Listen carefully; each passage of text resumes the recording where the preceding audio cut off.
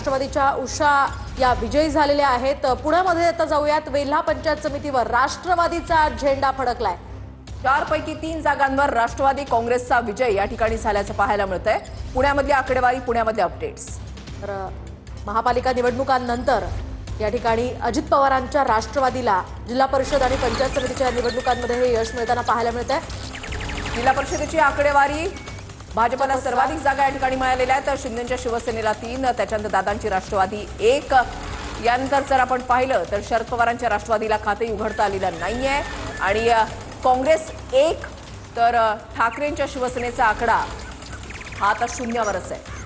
एकूणच या ठिकाणी भाजपचाच बोलबाला पाहायला मिळतोय। पंचायत समितीमध्ये भाजप 40 वर आहे, तर शिंदेची शिवसेना 24 जागा, राष्ट्रवादी अजित पवार पक्षाला 20 जागा, काँग्रेसला 8, त्याच्यानंतर शरद पवारांची राष्ट्रवादी 8 आणि ठाकरेंची शिवसेना सर्वात कमी जागा ठाकरेंच्या शिवसेनेला मिळालेल्या आहेत। या जागा आहेत 5।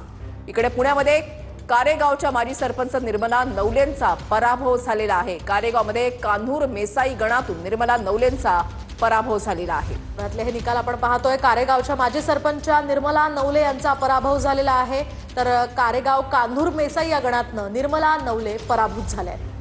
ठिकठिकाणचे अपडेट्स जे आहेत ते आपण या ठिकाणी पाहताय। पुण्यामधल्या कारेगावच्या माजी सरपंच निर्मला नवलेंचा पराभव झालेला आहे। पुण्यामध्ये जर पाहिलं तर अजित पवार आणि शरद पवार यांच्यामध्ये युती झाल्याचं पाहायला मिळालेलं होतं आणि त्या ठिकाणी काटेकी टक्कर। जर पंचायत समितीचा निकाल पाहिला तर भाजप 40, शिंदेची शिवसेना 24, दादांची राष्ट्रवादी 20, तर इकडे शरद पवारांची राष्ट्रवादी 8, काँग्रेस 8 आणि ठाकरेंची शिवसेना 5।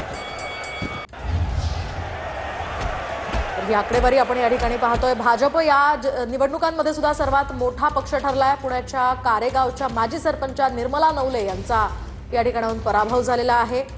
कान्हूर मेसाई या गणातनं निर्मला नवले पराभूत झालेले आहेत। जिल्हा परिषदेच्या निवडणुका